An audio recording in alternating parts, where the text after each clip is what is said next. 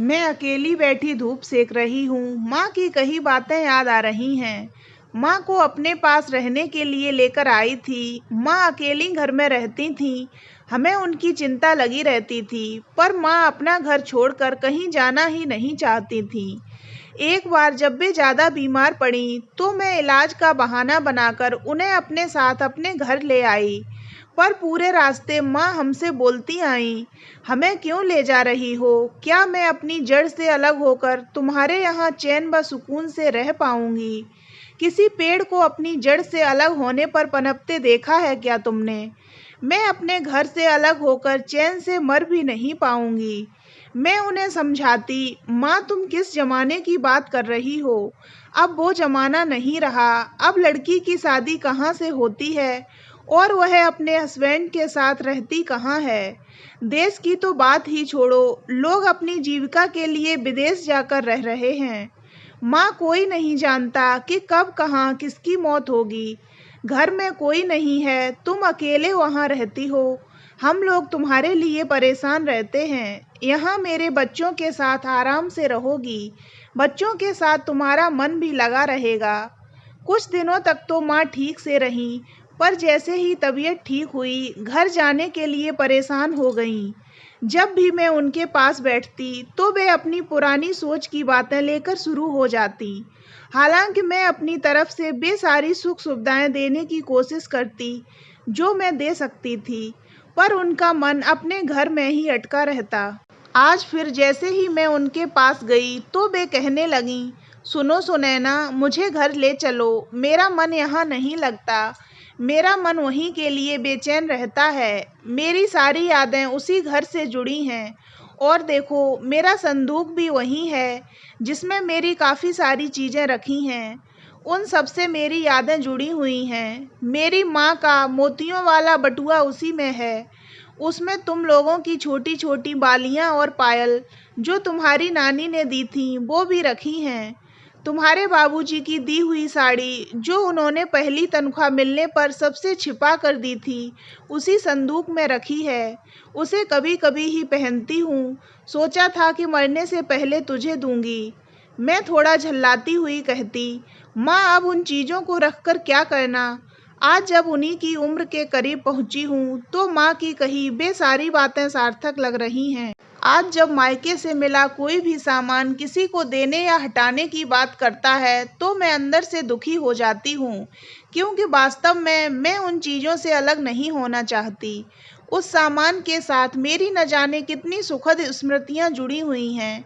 आज भी जब उस सामान को देखती या छूती हूँ, तो सारी पुरानी बातें याद आने लगती हैं। मैं फिर से वही 17-18 साल की लड़की बन जाती हूँ। लगता है अभी अभी डोली से उतरी हूँ, वह लाल साड़ी में लिपटी सिकुड़ी सच्चाई ससुराल में बैठी हूँ। कहा जाता है कि कभी कभी अतीत में खो जाना भी अच्छा लगता है। सुखद स्मृतियाँ जोश से भर देती हैं। उम्र के तीसरे पड़ाव में भी युवा होने का एहसास करा जाती हैं। पुरानी यादें हमें नए जोश उमंग से भर देती हैं। नब्ज तेज चलने लगती है और हम उसमें इतना खो जाते हैं कि हमें पता ही नहीं चलता कि इस बीच का समय कब गुजर गया। मैं बीच बीच में गांव जाती रहती हूँ। अब तो वह घर बंटवारे में मेरे देवर जी को मिल गया है, पर मैं जाती हूँ तो उसी घर में रहती हूँ। सोने के लिए वह कमरा नहीं मिलता जिसमें पहले सोती थी, पर मन है कि उसी कमरे में सोना चाहता है। मैं बरामदे में सोती हुई यही सोचती रहती हूँ कि काश उसी कमरे में सोने को मिलता जहाँ मैं पहले सोती थी। अब हमें भी एहसास हो रहा है कि एक उम्र होने पर पुरानी चीज़ों से मोह हो जाता है। जब मैं घर से पटना रहने आई, तो मायके से मिला पलंग भी साथ लेकर आई थी। बाद में नए नए डिजाइन के फर्नीचर बनवाए, पर मैं उन्हें हटा नहीं सकी और इस तरह सामान बढ़ता चला गया। पुरानी चीज़ों से स्टोर रूम भरता गया। बच्चे बड़े हो गए और पढ़ लिख कर सबने अपने अपने घर बसा लिए, पर मैंने उनके खिलौने, छोटे छोटे कपड़े, अपने हाथों से बुने हुए स्वेटर, मोजे और टोपियां अभी तक सहेज कर रखे हुए हैं। जब भी अलमारी खोलती हूँ और उन चीज़ों को छूती हूँ, तो पुराने ख्यालों में डूब जाती हूँ। लगता है कि कल ही की तो बातें हैं। आज भी राम श्याम और राधा उतने ही छोटे हैं और उन्हें सीने से लगा लेती हूँ। वो पुरानी चीज़ें दोस्तों की तरह, बच्चों की तरह बातें करने लगती हैं और मैं उनमें खो जाती हूँ। वो सारी चीज़ें जो मुझे बेहद पसंद हैं, जैसे माँ बाबूजी, सासू माँ ससुर जी व दोस्तों द्वारा मिले तोहफे भी। सोने चांदी और आभूषणों की तो बात ही छोड़िए, माँ की दी हुई कांच की प्लेट भी मैंने ड्राइंग रूम में सजा कर रखी हुई है। माँ का मोती वाला कान का फूल और माला भी, हालांकि वह असली मोती नहीं है, शीशे वाला मोती है, पर उसकी चमक अभी तक बरकरार है। माँ बताती थी कि उनको मेरी नानी ने दी थी। मैंने उन्हें भी संभाल कर रखा हुआ है कि नानी की एकमात्र निशानी है, और इसलिए भी कि पुरानी चीज़ों की क्वालिटी कितनी बढ़िया होती थी। आज भी माला पहनती हूँ तो किसी को पता नहीं चलता कि यह माला इतनी पुरानी है। वो सारी स्मृतियाँ एक अलमारी में संग्रहित हैं, जिन्हें मैं हर दिवाली में झाड़ पोंछ कर फिर से रख देती हूँ। राधा के पापा कहते हैं अब तो इन चीज़ों को बांट दो, पर मुझसे नहीं हो पाता। मैं भी माँ जैसे ही सब कुछ सहेज कर रखती हूँ। उस समय में माँ की कही बातें व उनकी भावनाएं नहीं समझ पाती थी।